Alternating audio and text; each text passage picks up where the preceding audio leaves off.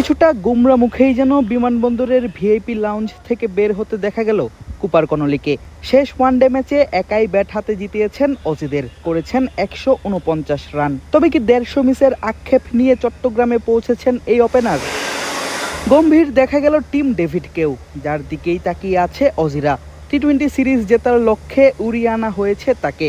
উড়িয়ে আনা হয়েছে লেগ স্পিনার নিখিল চৌধুরীকেও, যিনি কিনা বিগ ব্যাশে ছিলেন হোবার্ট হারিকেন্সে ঋষাদের সতীর্থ হিসেবে। এবার তাদের দুজনকে দেখা যাবে দুই দলে। সোমবার দুপুরে ফ্লাইটে ঢাকা থেকে চট্টগ্রামে এসে পৌঁছান Xavier Bartlett, Aaron Hardie, Nathan Ellis সহ অস্ট্রেলিয়ার টি-20 দলের সদস্যরা। চোটের কারণে ওয়ানডে সিরিজ না খেলতে পারা মিচেল মার্শও ছিলেন দলের সঙ্গে।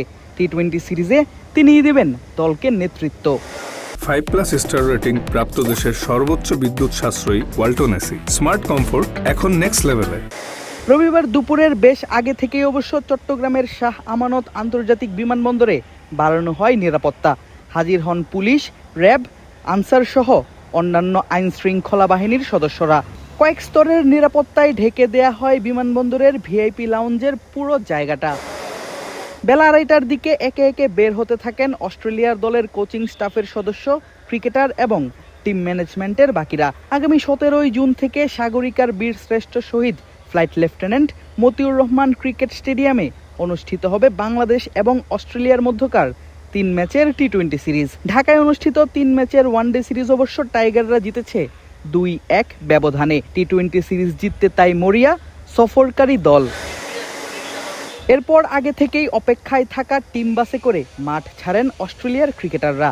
থাকবেন চট্টগ্রাম শহরেরই এক 5 তারকা হোটেলে।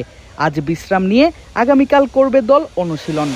পরশু মাঠে গড়ানোর কথা প্রথম টি-20। 19 এবং 21 তারিখ মাঠে গড়াবে সিরিজের বাকি 2টি ম্যাচ। অজিরা এসে চট্টগ্রামে পৌঁছালেও বাংলাদেশ দলের আসার কথা আজ সন্ধ্যায়। চট্টগ্রামের শাহ আমানত আন্তর্জাতিক বিমানবন্দর থেকে আদিব আশরাফ, ক্রিক ফ্রেঞ্জি।